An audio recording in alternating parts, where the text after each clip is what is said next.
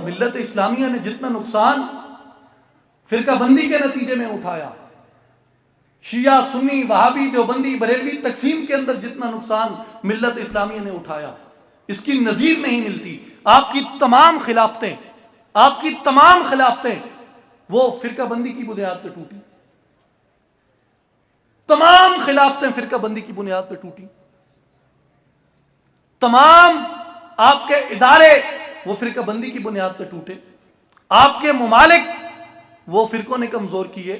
آپ اس کی حالیہ مثال لیں کہ عراق میں کیا ہوا، انہوں نے عراق کو 3 حصوں میں تقسیم کر کے وہاں پہ جنگ جیتنا چاہی،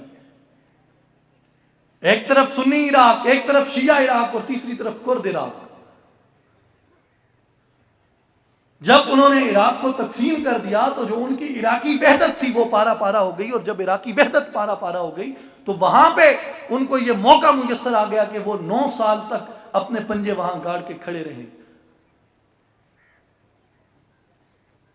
افغانستان کے اندر آپ دیکھیں، صرف تقسیم سے وہاں پہ وہ 10-11 سال کا عرصہ رہ سکے۔ اگر یہ تقسیم نہ ہوتی افغانستان کے مسلمانوں کے اندر اور افغانستان کے ان غیور لوگوں میں، اگر یہ تقسیم کا عمل نہ ہوتا تو امریکہ اور اس کے اتحادی 3 سال تک بھی افغانستان میں نہیں ٹھہر سکتے تھے۔ ہماری تقسیم نے مروا دیا،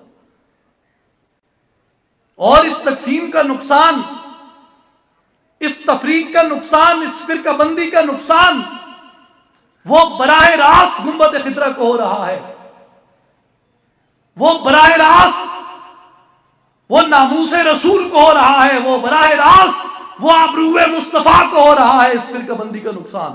اور جو یہاں پہ ہم یہ نعرہ لگاتے ہیں کہ حرمت رسول پہ جان بھی قربان ہے، اگر حرمت رسول پہ جان قربان کرنے کا عہد رکھتے ہو تو میں تمہیں خدا کا واسطہ دے کے کہتا ہوں کہ اس تقسیم اور تفریق کو چھوڑ دو۔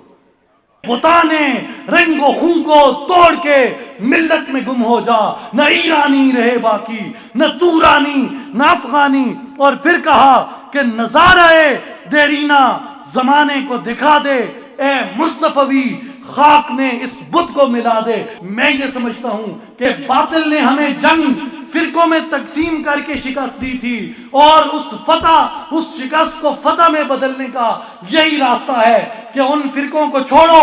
یہ بریلویت بھی بت ہے، دیوبندیت بھی بت ہے، وہابیت بھی بت ہے، شیعیت بھی بت ہے، یہ وجود بھی بت ہے، شہود بھی بت ہے۔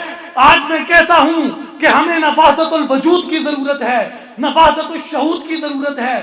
یہ سازش ہے وحدت کو، وحدانیت کو، توحید کو تقسیم کرنے کی۔ کبھی ہم شہود میں تقسیم کر دیتے ہیں، کبھی ہم وجود میں تقسیم کر دیتے ہیں۔